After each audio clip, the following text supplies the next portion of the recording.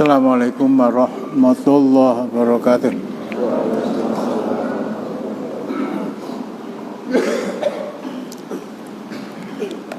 Innal hamdalillah nahmaduhu wa nasta'inuhu wa nastaghfiruhu wa nastahdihi wa natubu ilaihi wa na'udzu billahi min syururi anfusina wa min sayyiati a'malina.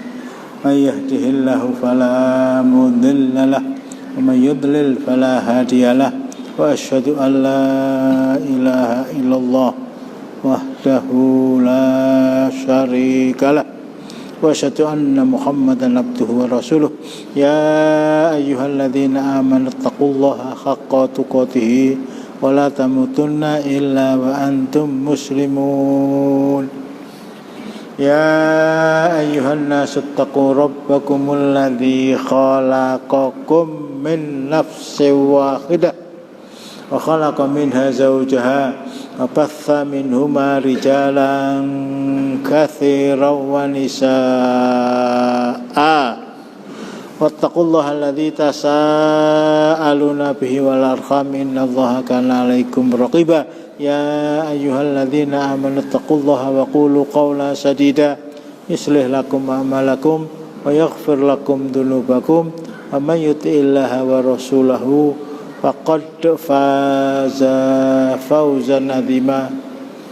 Amma ba'du fa inna asdaqal hadithi kitabullah wa khairal hadi hadyu Muhammadin sallallahu alaihi wasallam wa syarrul umuri muhdatsatuha wa kullu muhdatsatin bid'ah wa kullu bid'atin dhalalah wa kullu dhalalatin finnar. Ikhwan fillah asyhadakumullah, masih mengangkat kisah Ummul Mukminin yang pertama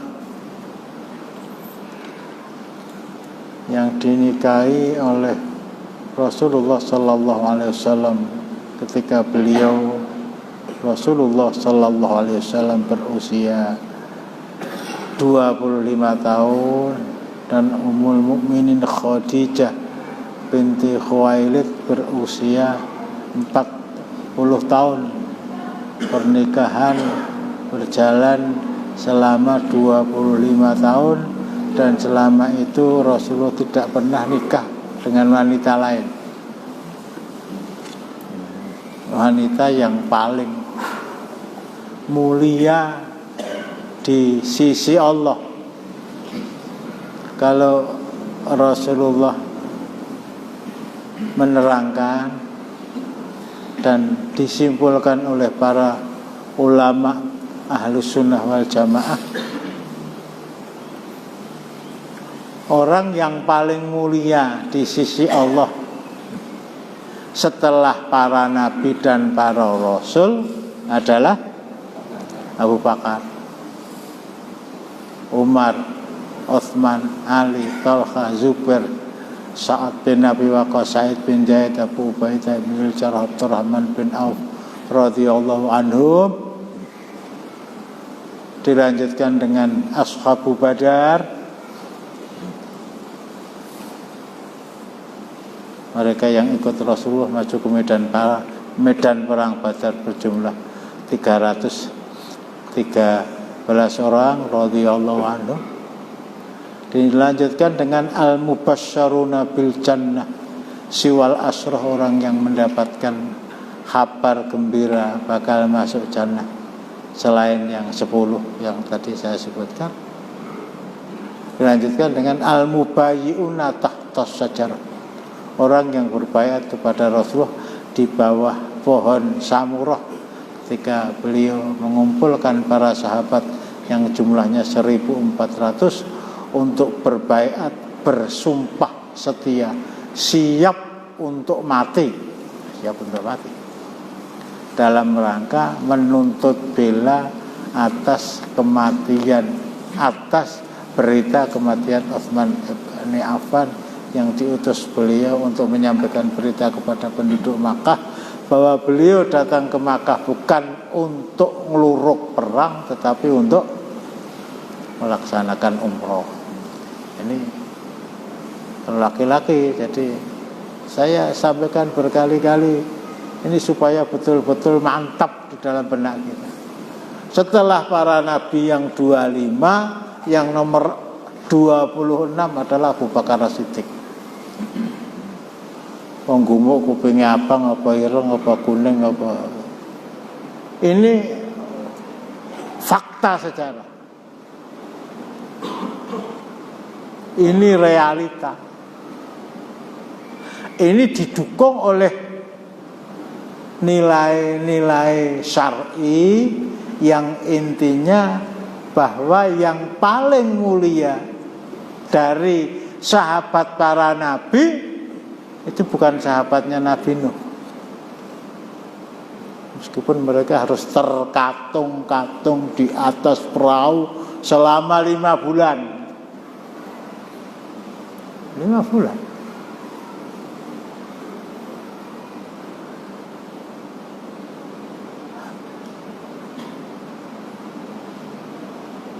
Karena nggak bisa membayangkan itu ya.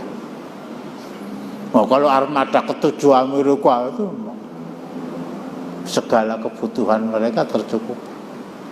Jadi sekali lagi yang paling mulia setelah para nabi dan para rasul itu bukan sahabat rasul, bukan sahabat Nabi Nuh alaihissalam, bukan sahabat Nabi Ibrahim, bukan sahabat Nabi Musa kejar-kejar oleh Fir'aun, bukan sahabat nabi-nabi yang lain, bukan sahabat Nabi Isa alaihissalam yang dikenal dengan Khawariyin, tetapi yang paling mulia di sisi Allah setelah para nabi dan para rasul adalah sahabat-sahabat beliau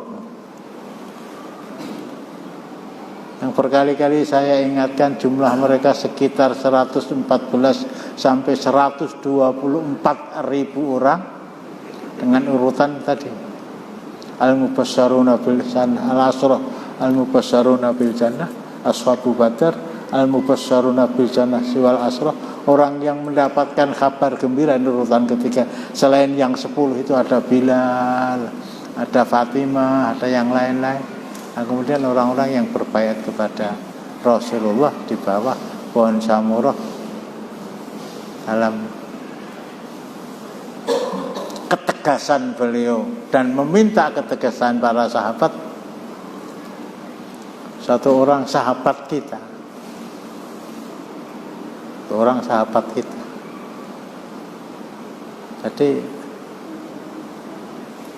kalau Rasulullah itu menghadapi sedikit ya hal-hal yang bahasanya Bung Karno very koloso, nyerempet bahaya, untuk datang ke Makkah. Itu kandangnya para tokoh-tokoh gegeduk kafir dan musyrik, musuh nomor 1 Rasulullah dan para sahabat, baik di medan perang Badar, medan perang Uhud, medan perang Khandaq dan lain-lainnya. Itu yang ditunjuk itu orang-orang yang dekat dengan beliau, untuk memberitahu kepada penduduk Makkah bahwa kami Muhammad bersama 1.400 orang ini ingin melaksanakan umrah. Kota Makkah itu kota yang terbuat, kota yang terbuka untuk siapa saja yang ingin melaksanakan umrah. Siapa saja, termasuk orang-orang Islam. Yang diberitahu Umar, sana Umar, kamu beritahu mereka. Umar bin Khattab dengan ayo linggi ning jopo no cah wedok linggi amar wong lanang piye. Nggih. Ning jopo nggih, nak salihah.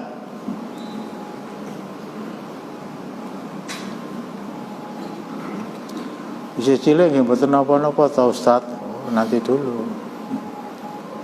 Syekh bin Baz, Ketua Lajnah Daimah lil buhuthil ilmiyah wal ifta.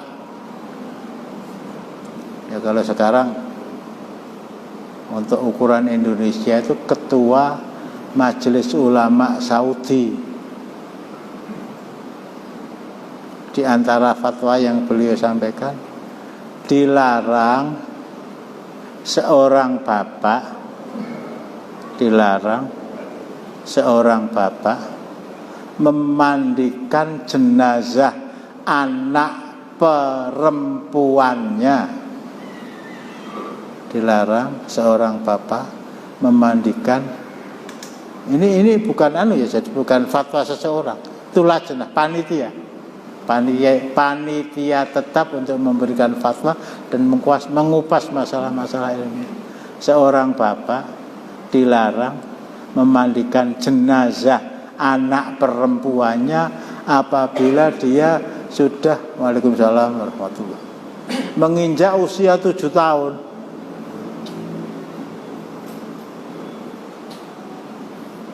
Wis mati.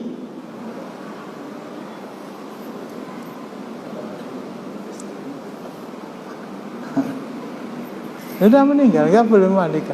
Lah kok ngono? Ya pikiran dhewe lah gitu ya. Termasuk seorang ibu tidak boleh memandikan jenazah anak laki-lakinya yang sudah berusia 7 tahun.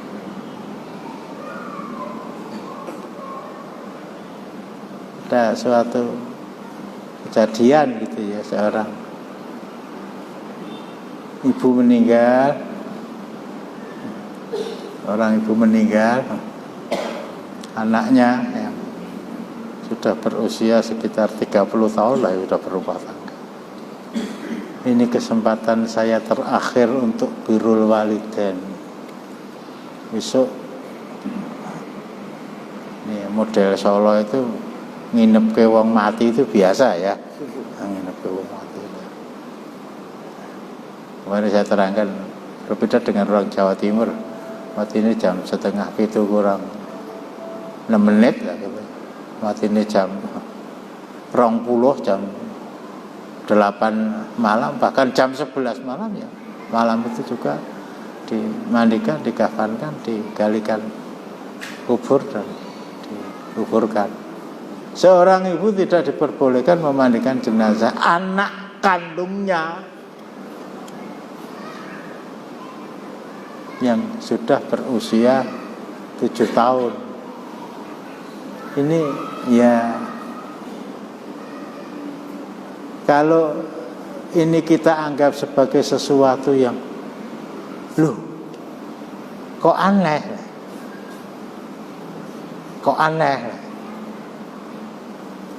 apalagi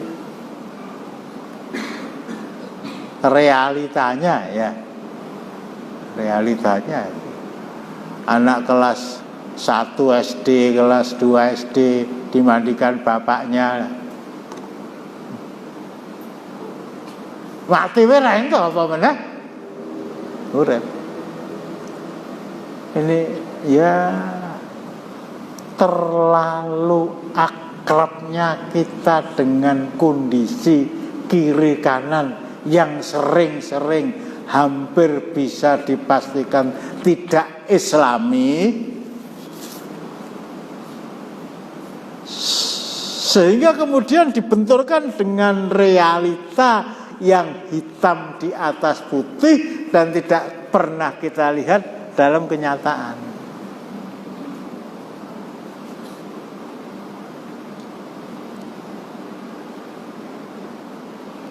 Rasulullah sudah memberi ancar-ancar itu. Murru sibyanakum bisolati wa hum abna'u sab'in. Hadis riwayat Abu Dawud, riwayat At-Tirmidzi sahih. Perintahkan kepada anak-anak kamu untuk mengerjakan sholat ketika mereka sudah berusia 7 tahun. Para pendidik Islam menjelaskan kalau anak itu sudah berusia 7 tahun itu sudah mulai akrab dengan sunnah wudu sejak mencuci telapak tangan, madmadah, memasukkan air ke dalam mulut dan mengeluarkan lagi. Waalaikumsalam warahmatullahi. Istinsar, memasukkan air ke hidung dan mengeluarkan lagi, membasuh wajah dan seterusnya. Ini ya lebih tertekankan kepada ibu ya, termasuk sholat.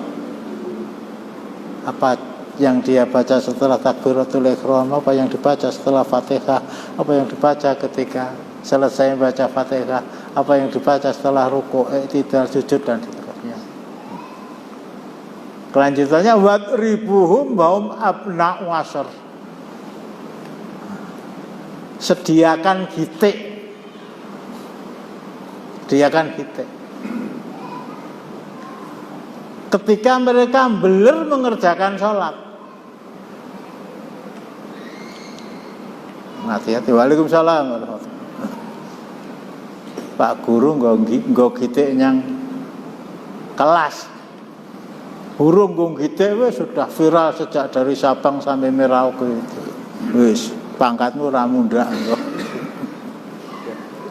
Ini realita, pukul mereka. Yang mau saya terangkan, pisah tempat tidurnya dari kedua orang tuanya.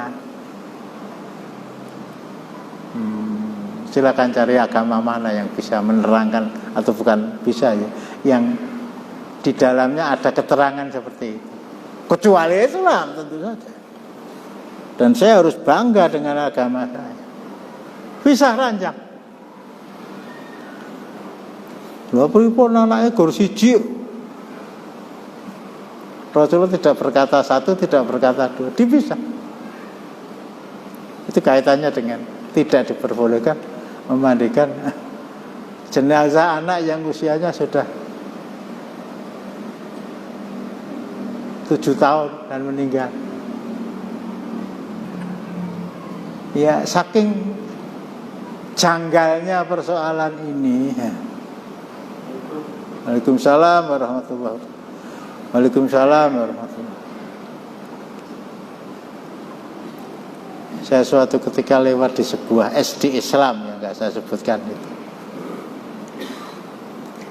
Ya, karena suasananya sedang waktunya masuk ke kelas, jadi sebelum jam 7 belum bel, jadi anak-anak datang, bapak-bapak dan ibu-ibu guru yang tercinta itu nyalami mereka satu-satu.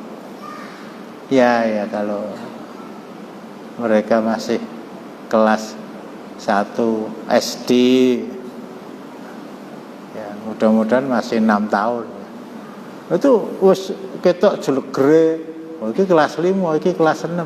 Pak guru salaman karo murid lanang, ning nek murid wedok nyusul ya salaman. Ya ora apa-apa to isih cilik, ukuran cilik karo gedhe iki apa? Ya ukurannya hadis Rasulullah tadi. Ukurannya fatwa ulama tadi. Kalau fatwa itu keliru mesti ada yang bantah. Ini jadi mudah-mudahan yang terakhir lah ya.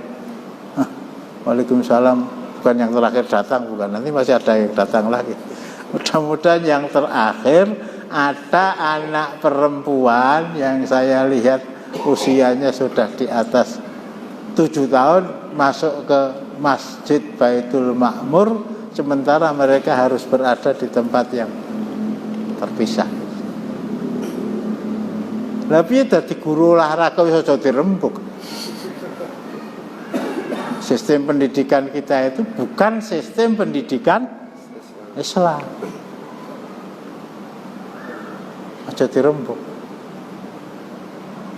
Bagaimana kalau olahraga? Bagaimana kalau renang?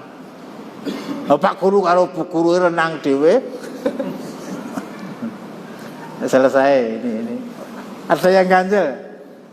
Ini secara spontan saya komentari ketika saya melihat kejadian tadi.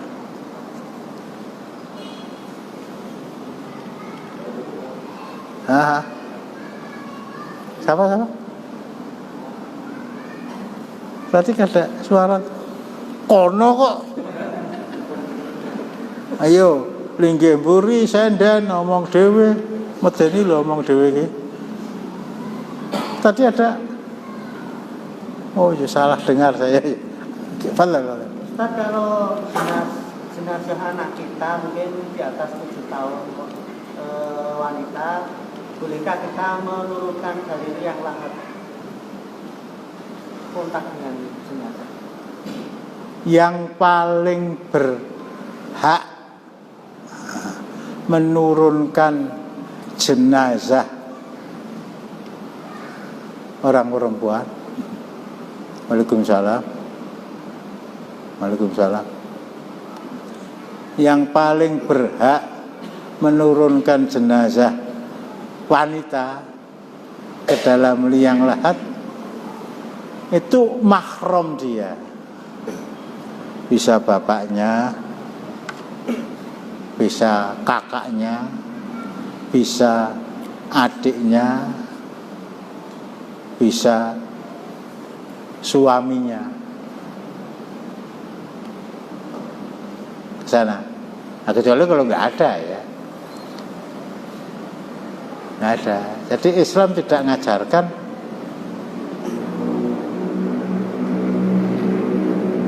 memasukkan jenazah ke peti mati.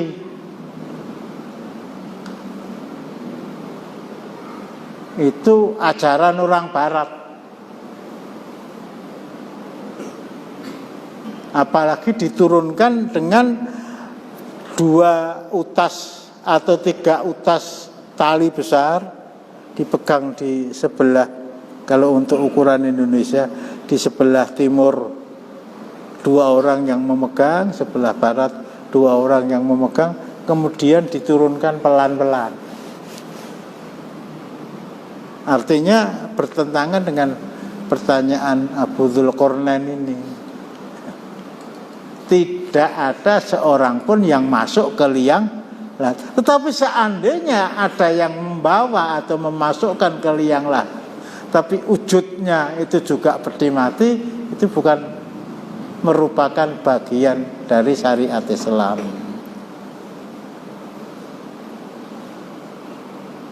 Sekarang begitu. Untuk memandikannya sekalian ya.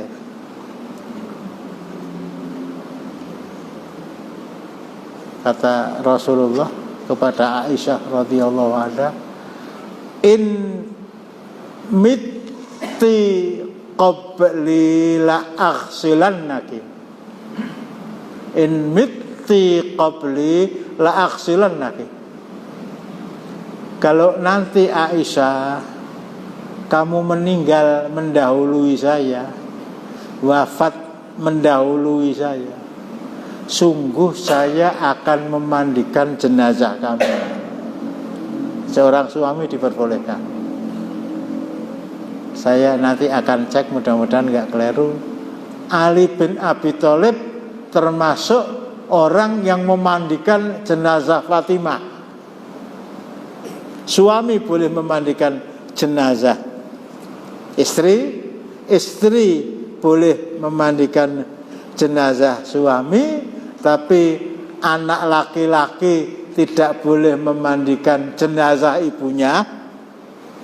Seorang ibu tidak boleh memandikan jenazah anak laki-lakinya. Seorang bapak tidak boleh memandikan jenazah anak perempuannya. Tadi usia 7 tahun, apalagi 17 tahun ya.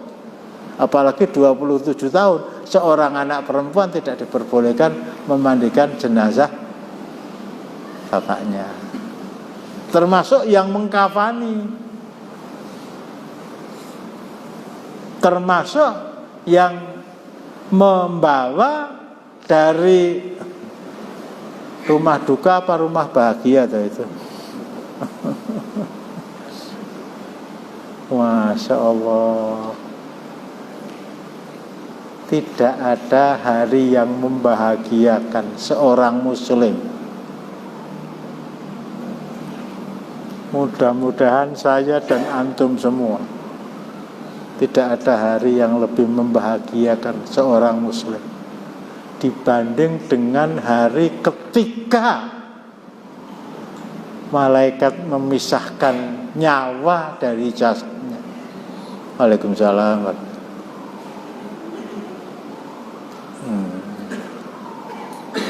Jadi kalau kita masih mak jegagi mendengar kematian, dikabari eneng wong mati mongko umure luwih enom, innalillahi wa bagus. Naudzubillah min dzalik. Oh ya, jangan mengharapkan suasana yang seperti itu. Tidak ada hari yang lebih membahagiakan seorang muslim dibanding dengan hari ketika dia berpisah dengan nyawa. Itu dipanggil oleh Allah, ya ayyatuhan nafsul mutmainnah irji'i ila rabbiki radiyatan mardiyah wadkhuli fi ibadi wadkhuli jannati. Tidak ada hari yang lebih ditakuti oleh orang kafir dibanding dengan hari ketika dipisah antara jasad dan nyawanya. Rabbana absarna wa sami'na farji'na na'mal sholihan inna muqinun. Jadi istilah rumah duka itu ya saya tidak salahkan ya. Rumah duka itu saya tidak salahkan untuk mereka yang ditinggal mati oleh orang yang mereka cintai. Bahkan bukan hanya rumah duka, kematian Abu Thalib disusul kemudian oleh Khadijah binti Khuwailid radhiyallahu anhu. Tahun kematiannya itu disebut Amul Huzn. Tapi bagi mereka yang meninggal, Masya Allah, tidak ada hari yang lebih membahagiakan dibanding dengan itu. Ini kadang-kadang ada istilah-istilah yang perlu dikaji ulang begitu ya. Termasuk rumah duka ya sudah, nggak usah pakai duka, nggak usah bahagia. Bahagia juga belum tentu. Duka memang duka.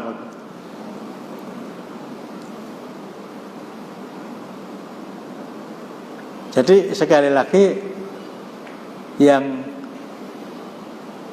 laki-laki, satu-satunya laki-laki yang diperbolehkan untuk memandikan jenazah seorang perempuan itu seorang suami ketika istrinya meninggal.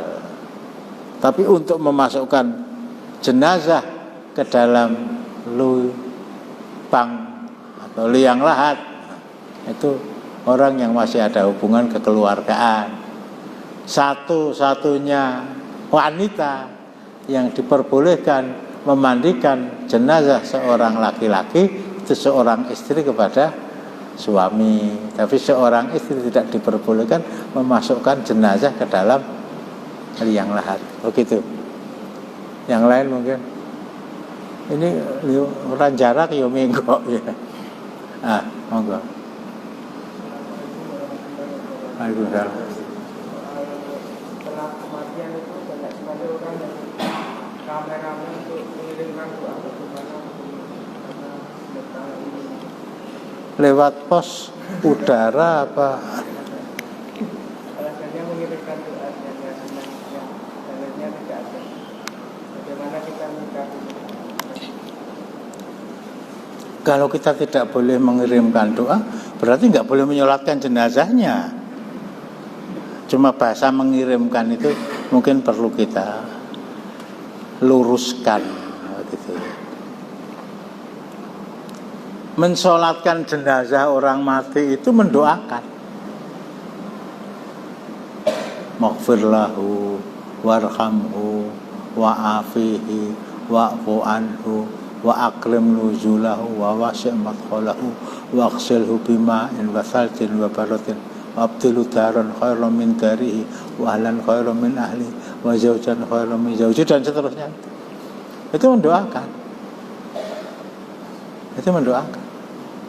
Jadi sudah selesai, kemudian Allah la tahrimna ajrahu wa taftina ba'da waghfir lana wa lahu. sudah selesai. Doakannya sudah selesai.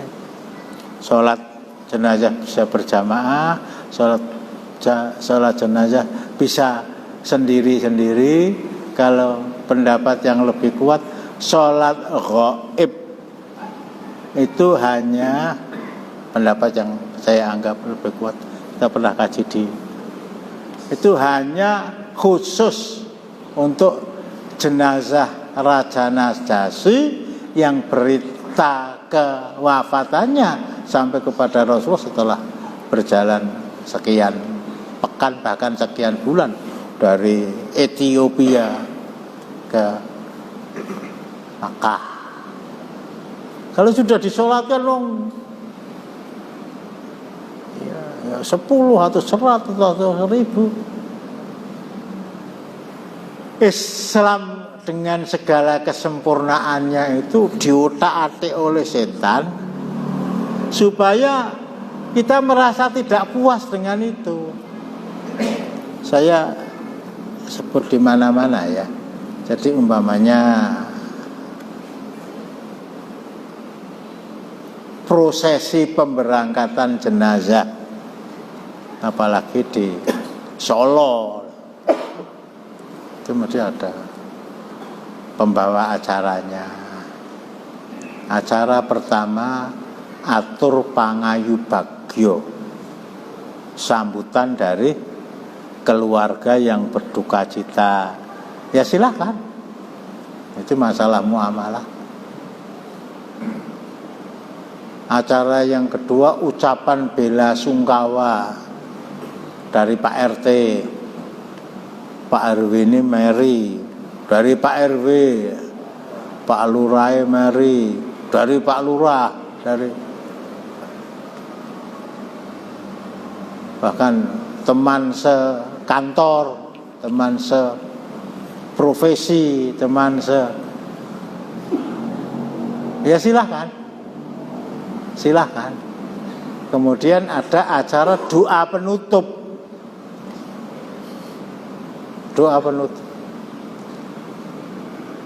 Cuma masalahnya, dan ini yang lebih rawan, kalau kita menganggap bahwa prosesi pemberangkatan jenazah dari rumah ke tempat pemakaman, kalau itu berobosan cetok ya, berobosan cetok, mikul dhuwur, nukul dhuwure malah anjlok lho itu, nganggo ndono sing mikul apa. Silakan. Tapi kalau sampai kita beranggapan bahwa prosesi pemberangkatan jenazah itu tidak sempurna tanpa acara atur pambagyo, lebih tidak sempurna lagi kalau tidak ada ucapan asung bela sungkawa.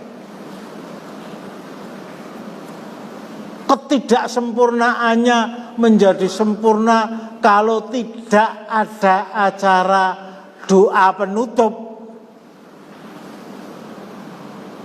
Itu sadar tidak sadar menganggap bahwa prosesi pemakaman jenazah yang dicontohkan oleh Rasulullah, dan itu contoh yang paling baik, tidak ada yang lebih baik daripada contoh itu, berarti tidak sempurna. Jadi kalau kita menganggap harus ada doa penutup, harus ada atur asung bela sungkawa dan seterusnya, kalau itu tidak ada, dianggap tidak sempurna, berarti al yauma akmaltu lakum dinakum itu tidak sempurna. Berarti sunnah Rasulullah, oh guru kaya ngono piye to Kanjeng Nabi Muhammad itu kalau kita lahirkan seperti itu. Ayo protesan ayo. Nah saya sudah terlanjur ya istighfar. Dimandikan, dikafani, disolatkan, waktunya penguburan, berangkat.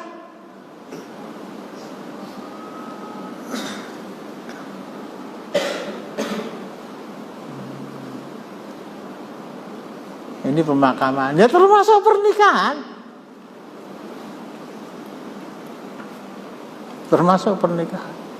Lah kalau akad nikah gitu ya, dimulai dengan khutbah nikah, silakan, itu sunnah Rasulullah.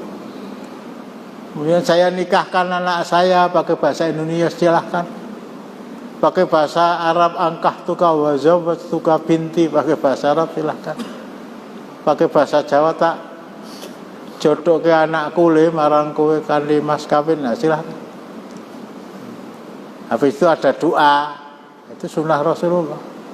Habis itu ada walimah, itu sunnah Rasulullah. Walimah itu apa tuh? Makan-makan. Walimah kok sasi poso awan-awan itu ya. Tapi kalau sampai kita beranggapan bahwa walimah itu tidak sempurna tanpa harus ada tilawatul Quran, nanti rujukannya mana?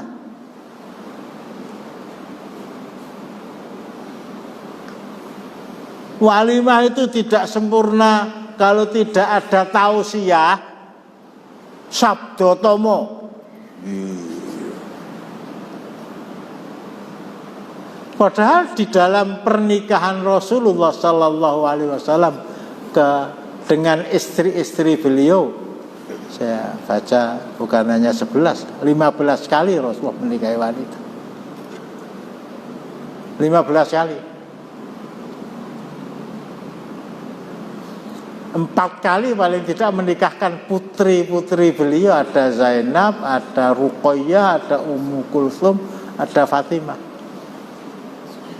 Itu enggak ada itu pembawa acaranya, ya kamu ya, Utsman kamu jadi pembawa acara ya. Acara pertama pembacaan ayat-ayat suci Al-Qur'an yang akan dibacakan oleh Abu Bakar As-Siddiq. Praneng gue.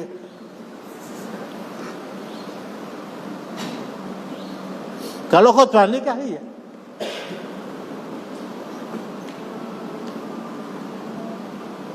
Acara kedua saking fasihnya bukan hanya tausiah, tauziah, takziah. Itu masya Allah, saya datangi walimah itu sing maca Quran ku wong Jakarta.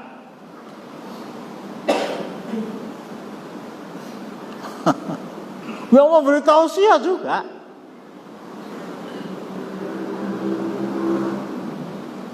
Saya itu ya gimana ya? Ada salah seorang mantan mahasiswa saya di Mahat Ali itu nikah lah ya. Saya diundang untuk datang, bukan untuk khutbah nikah, tapi untuk memberi tausiah itu. Ya saya beritahu, nggak ada bahasa tausiah itu, nggak ada. Ya, tapi itu kan masalah muamalah Ustaz, ya. Masalah muamalah itu tidak dilarang. Tapi tausiah, kamu mau memberi tiket saya, bahkan yang diundang saya dan ibu, Solo Jakarta PP, itu nggak ada pahalanya. Enggak, pokoknya ini sudah keputusan keluarga ya, wes. Ternyata yang mendengarkan itu orang-orang keluarga dekat yang jumlahnya kira-kira 30 orang. Waktunya ditentukan kira-kira 15 menit. Walah ya Allah. Saya tuh nek ngomong cendak itu ya wallahu alam sing krungokke seneng apa ora, tapi saya tuh enggak puas gitu. Nek ora tok terangke nganti detail itu. Itu sampai ke Pekanbaru, sampai ke Jakarta terakhir kemarin juga. Saya diundang sendirian, berhubung saya dianggap sudah tua. Ini tiketnya sudah saya siapkan Ustaz, bersama si Anu yang menemani. Alah iya. Nginep neng hotel. Mulai orang neng ganjaran, orang apa-apa. Kelumrahan enggak? Kelumrahan itu ngalahkan Quran Sunnah ya. Ayo saya ajak itu. Teko akad nikah selesai, doa makan. Prasmanan. Mulai glegekan kabeh. Itu nyunah itu. Kalau sampai kita menganggap bahwa walimah itu tidak sempurna tanpa membaca ayat-ayat suci Al-Quran, kalau kita menganggap bahwa walimah itu tidak sempurna tanpa ada tausiah, kalau kita menganggap walimah itu tidak sempurna kalau tidak ada doa penutup, berarti menganggap apa yang dicontohkan Rasulullah itu benar. Tapi ada yang lebih benar, Islamnya orang Jawa. Piye? Kok ya belum nikah toh? Engko rasa ngundang aku. Ya lah. Apa? Enggak dibantah juga boleh. Seorang ibu itu tidak boleh dibandingkan anak laki-lakinya, juga dengan seorang bapak tidak boleh dibandingkan anak perempuannya.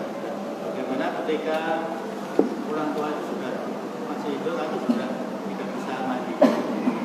Orang tuanya masih hidup, Stres itu juga tidak bisa mandi sendiri. gimana? Tidak bisa mandi sendiri. Orang tuanya, Anaknya yang memandikan siapa? Sakit lah. Sakit. Stroke itu orang tua yang tinggal nggak perawat ya pirang-pirang. Ya segala sesuatu itu kan ada apa namanya, ada pengecualiannya ya. Ya termasuk umpamanya dalam suasana kemarin, pandemi kemarin, bapaknya meninggal, layat ora etuk lha gitu. Layat ora etuk. Ayo wis divaksin dong. Layat wis divaksin dong ya demi untuk menjaga kesehatan ya. Akhirnya yang ada satu-satunya anak laki-laki memandikan, mengkafankan. Dan mengkafankan itu saya harus ingatkan ya. Kata Abu Bakar As-Siddiq radhiyallahu anhu, manusia nomor 26 paling mulia setelah para nabi. Ketika akan meninggal berpesan, nanti jenazah saya dikafani dengan kain bekas saja. Sing anyar ben dienggo sing urip. Nah ke sana. Itu yang pertama. Yang kedua, mengkafani jenazah itu sama dengan memakai baju ketika ke masjid. Yang baik ya baju putih begini ya. Tapi seandainya pakai baju samil, ya ora apa-apa lah. Pakai baju batik ya silakan. Artinya mengkafani jenazah itu tidak harus dengan kain kafan putih. Kalau nggak ada kain kafan, itu dongeng bapak saya di zaman Jepang. Itu nyanyian yang dilakukan oleh mereka itu saya masih ingat itu. Etni sang si kato goni malah peni lah. Kato goni. Etni sang itu ciro lupat kita kono. Ini kan ada rombongan dari Indonesia takziah pemakaman Perdana Menteri Jepang yang ditembak itu. Itu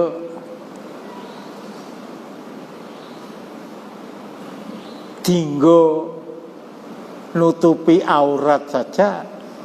Katok goni, karung buatan orang ngerti ya, delanggu itu. Lah kalau orang mati itu dikafani nganggo kloso akhir. Kloso bongkok.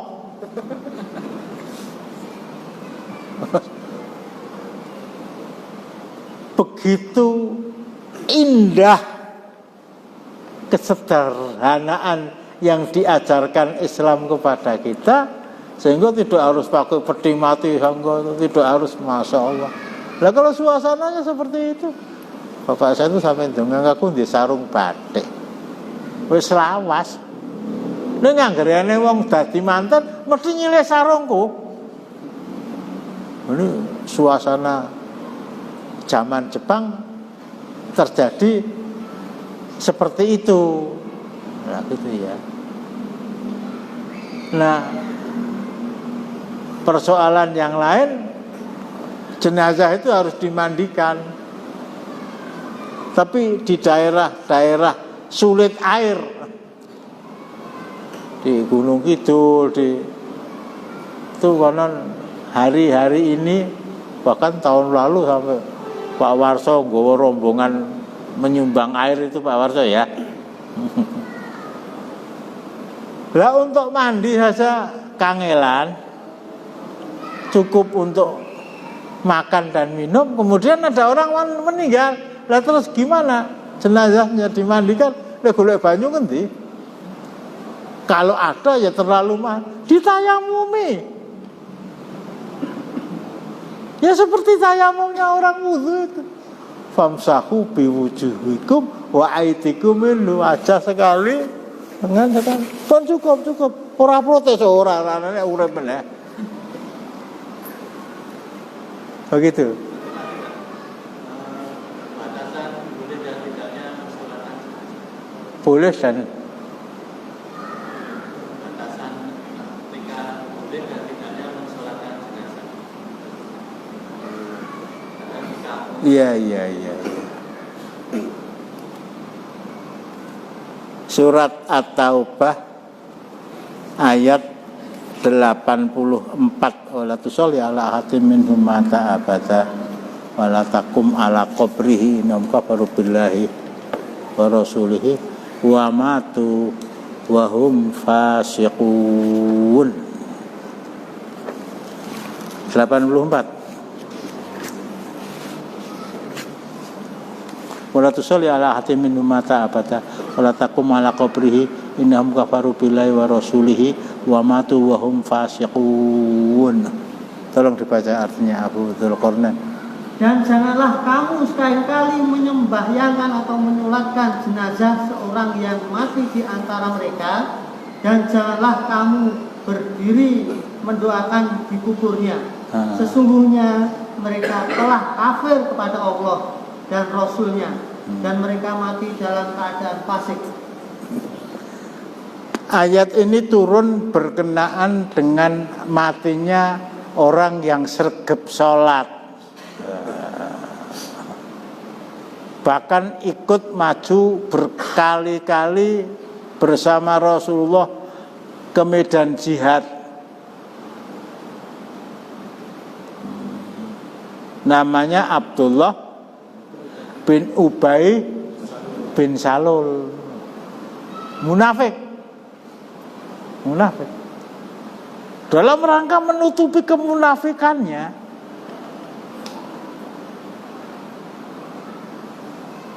itu sholatnya sergap, ikut jihad, ikut maju ke medan perang. Nah, ketika jenazah dia itu meninggal, ini kalau uraian soal munafikin saya ulang di sini mungkin waktunya tidak mengizinkan. Jadi intinya ketika Abdullah bin Ubay bin Salul, tokoh munafik kelas 1 itu meninggal, datang anaknya yang namanya juga Abdullah. Nama Abdullah itu Rasulullah yang memberi nama. Bapak saya meninggal, Rasulullah. Beliau, Allah ya, lepas sorban beliau, gunakan sorban ini untuk mengkafani jenazahnya. Nanti saya ke sana.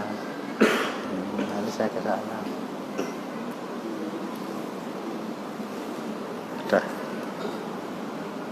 selesai. Rasulullah berdiri untuk menyolatkan jenazah Abdullah bin Ubay bin Salul tadi. Udah berdiri. Itu Umar bin Khattab geret dari belakang, Rasulullah jangan disolatkan, Rasulullah ini orang munafik. Jangan Rasulullah, jangan. Tenanan.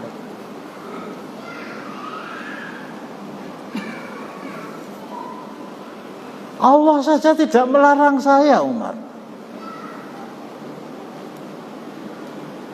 Ayat 80. Suratnya sama. Istaghfir lahum aw la tastaghfir lahum. In tastaghfir lahum sab'ina marrata falayaghfirallahu lahum. Dzalika bi annahum kafaru billahi wa rasulihi wallahu yahdil qaumal fasiqin. Sama saja Muhammad, kamu memintakan ampun untuk dia atau tidak memintakan ampun untuk dia orang-orang munafik. Istaghfir lahum aw la tastaghfir lahum. Bahkan seandainya kamu memohonkan ampun kepada saya atas orang-orang yang mati dalam keadaan munafik sab'ina marratan 70 kali, fala yaghfirallahu lahum, Allah tidak akan mengampuni, tidak akan mengampuni. La yaghfirallahu lahum. Sebagai bandingannya ya, surat ke-63, surat Al-Munafiqun,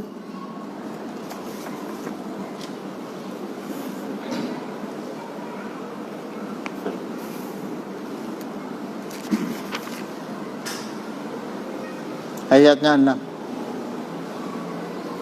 Sawa'un alaihim astaghfarta lahum am lam tastaghfir lahum. Nah di sini yang ada persamaannya dengan surat At-Taubah 80. La yaghfirallahu lahum innallaha la yahdil qaumal fasiqin. Sama saja kamu Muhammad memohonkan ampun atas dosa orang-orang yang mati dalam keadaan munafik atau tidak memohonkan ampun. La yaghfirallahu lahum, Allah tidak akan mengampuni mereka. Penampilannya dainya hitam, jenggotan, cingkrang, dan seterusnya. Tapi ini orang munafik. Dalam ayat 20 Allah terangkan, fala yaghfirallahu lahum, Allah tidak akan mengampuni mereka meskipun kamu mohonkan ampun untuk mereka 70 kali. Dalam Al-Munafiqun ayat 6 juga begitu. Tapi ayat ini tegasnya sama saja Muhammad. Mbok jaluk ke ngapura utawa ora mbok jaluk ke ngapura. Artinya apa? Saya tidak melarang kamu memohonkan ampun atas dosa-dosa orang munafik atau tidak memohonkan ampun. Tetapi kalau sampai kamu memohonkan ampun bahkan 70 kali, Allah tidak akan mengampuni mereka. Nah ini yang dijadikan landasan oleh Rasulullah kepada umat. Allah saja tidak melarang saya kok. Allah mensekarap saya. Kamu mintakan ampun atau tidak kamu mintakan ampun, Allah tidak akan mengampuni, Allah tidak akan mengampuni. Tapi kalau kamu mintakan ampun, saya juga tidak larang. Allah saja nggak ngelarang kok kamu melarang. Ya, kira-kira begitu ya. Baru ketika Rasulullah mulai, riwayatnya bermacam-macam, semuanya sahih. Perawinya juga dari beberapa sisi. Saya ambil salah satu di antaranya ketika Rasulullah sudah Allahu Akbar mau mensolatkan jenazah Abdullah bin Ubay bin Salul, ayat 84 ini turun. Ayat 84 ini turun. Wala tusolli ala ahadin minhum mata abada. Jangan kamu solatkan orang yang mati dalam keadaan munafik selama-lamanya. Terus wala taqum ala qabrihi, dan jangan kamu berdiri di atas kuburnya. Sunnah Rasulullah yang wallahu alam ya masih agak terabaikan. Jadi setelah jenazah itu sudah masuk ke liang lahat, sudah ditimbun dengan tanah, Rasulullah menganjurkan istaghfiru li akhikum. wasalu lahumut tathbit fa innahu an yus'al. Sudah selesai, mohonkan ampun kepada orang antuk ora dosa kok. Mohonkan ampun kepada saudara kamu yang karena ya sesaat lagi dia akan ditanya. Saat lagi dia akan ditanya. Ini sering kita abaikan. Ya mestinya ya berdasarkan apa yang disabdakan Rasulullah ya pada waktu itu kita berdiri, ya Allah ampunilah dia, Allah maghfirlahu warhamhu wa'fu anhu. Kita ulangi doa ketika kita salat. Yang biasanya terjadi itu biasanya setelah dikubur, sudah selesai.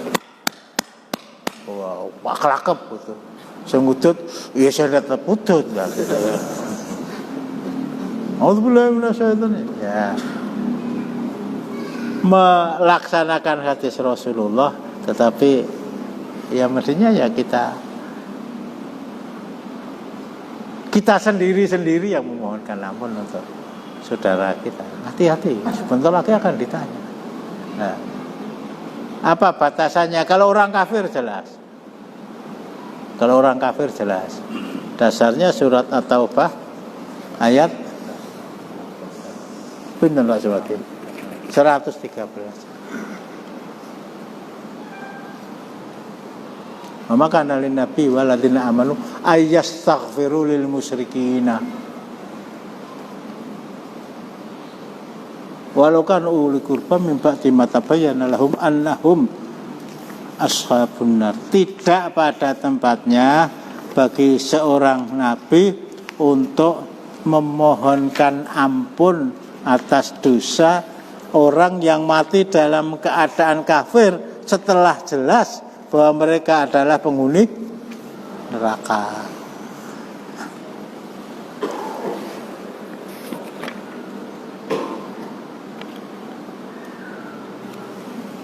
Nggak diperbolehkan ya.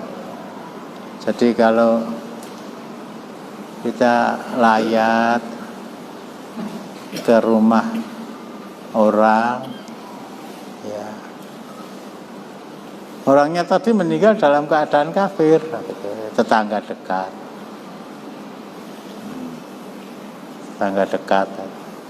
itu sulit untuk tidak keterucut ketika kita datang dan bertakziah kepada keluarganya. Mudah-mudahan diampuni segala dosanya. Lah piye kon muni piye? Muga-muga mlebu neraka gitu.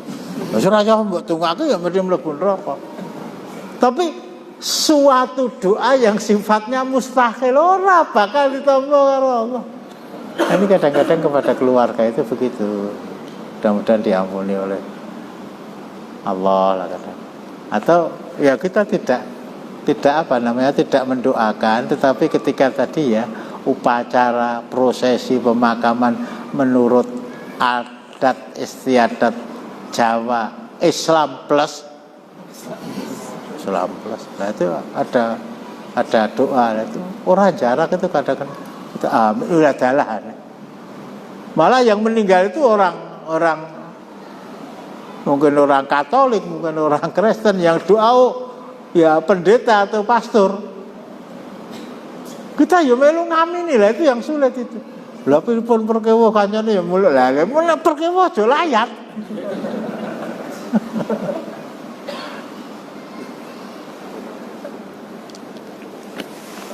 Begitu. Ya. Lah munafiknya itu seperti apa gitu ya. Itu sering-sering ya, Masya Allah, teror itu. Munafik atau tidak itu kan di sini, di dalam hati.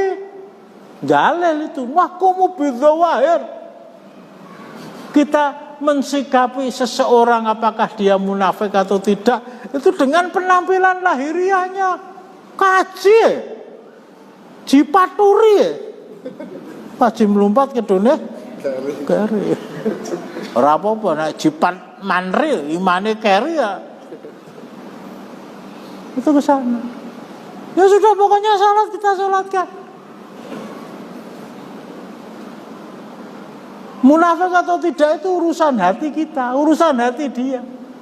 Allah tidak menyuruh kita membaca isi hati seseorang apakah dia munafik atau tidak. Itu maaf ya, kalau orang itu mengucapkan seperti itu berarti bodoh-bodoh kayak Allah. Ayat 84 surat At-Taubah menyuruh, ayat 84 surat At-Taubah melarang kita mensolatkan jenazah orang munafik, Abdullah bin Ubay bin Salul. Allah tidak menjelaskan kepada kita, wong munafik iki kaya ngene iki lho. Sehingga umat meraba-raba tadi saya katakan. Apa kaya salat? Muga kaji ping pindho.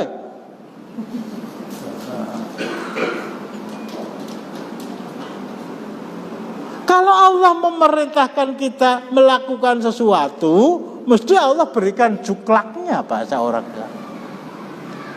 Aqimus shalah, jelaskan bagaimana caranya sholat. Wa atuz zakah, berapa harta yang harus dizakati.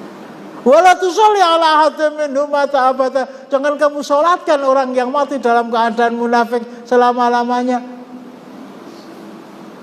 Kalau Allah melarang kita mensolatkan orang munafik, Allah mesti menjelaskan sejelas-jelasnya. Wong munafik iki kaya ngene iki lho. Aku munggah lho ya. Ngono-ngono. Lah dari sana, mudah-mudahan dalam kesempatan lain ya Ki ya. Cetha wela-wela, oh munafik kowe. Lah kaji lah. Tekan masjid malah.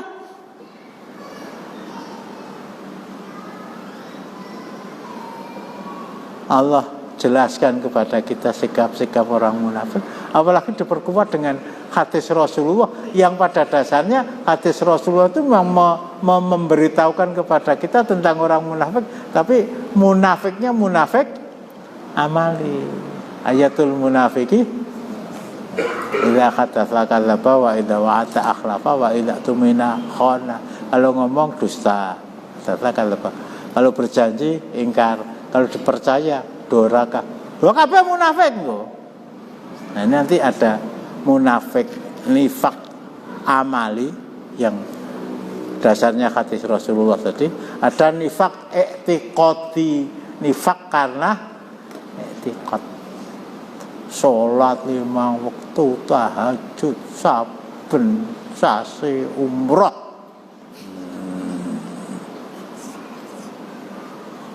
Habis hartanya untuk infak, salah satu contohnya saja ya. Mengangkat orang kafir sebagai pemimpin 138, 139. Allah loh. Fake. Pak Kaji ngampanyekan orang kafir. Fake. Nek mati ratu jalaki. Jelas. Salah satu di antaranya. Bocoran. Cukup ya. Kita ngomong Khadijah malah raram. Ini gara-gara. Jadi sekali lagi saya ingatkan,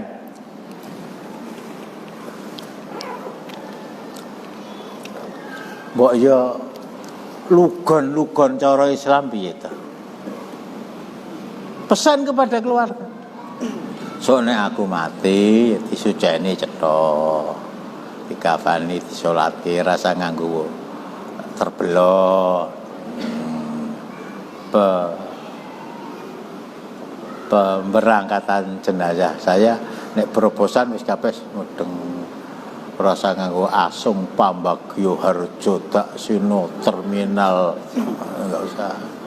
Sambutan asung bela sungkawa dari Pak RT, dari Pak, dan perlu juga ini saya ingatkan, keluarga yang hidup itu mungkin karena bapak saya itu seorang tokoh masyarakat atau seorang pegawai negeri atau swasta, dalam silakan dibuatkan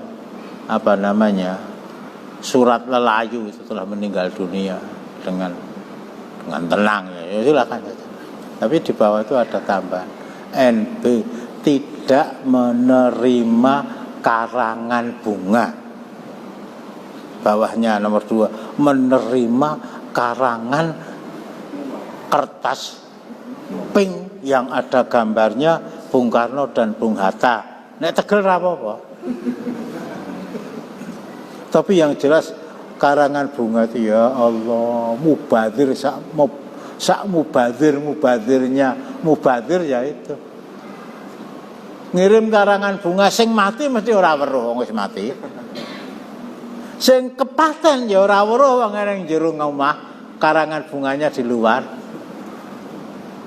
Cuma yang mau ditampakkan itu dari perusahaan ternyata reklame dengan nunut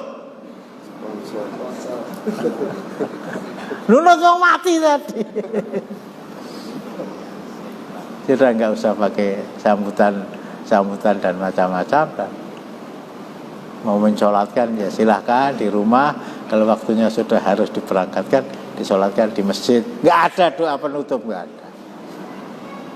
Nah, itu kan masalah dunia. Ya kalau itu kita anggap sebagai penyempurna dari apa yang diajarkan Rasulullah, berarti ajaran Rasulullah tidak termasuk mantenan, tauziah, baca ayat-ayat suci Al-Quran, ada sari tilawah, ada sari buah, ada ya Adnan ya, ya Dawud ya, ya kode-kode.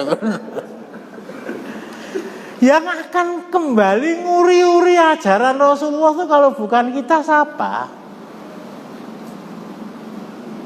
Kalau bukan kita siapa? Lah karena sudah terlalu gatok dengan hal-hal yang seperti itu. Mantu lugune ra karuan. Teko-teko kon madang terus kon mulih lah. Lah kowe tantu. Piye ya tantu lah. Pemberangkatan jenazah kok mboyo rada anu sithik ngono lho. Rada nganggo desa mawa cara, negara mawa tata, mawa cara mawa ki mesti cukup ya. Ustaz nanti dilabeli orang keras mau ngakos wong. Hah? Nanti dilabeli orang sekitar mau ngakos wong keras. Alhamdulillah. Rasulullah dilabeli majnun, sobek, syair, ini sakhir. Ora ana sing ora waras. Atas balik begitu. Nekat ora gelem coba tak cobane sirai atas para ya lara ya. Cukup.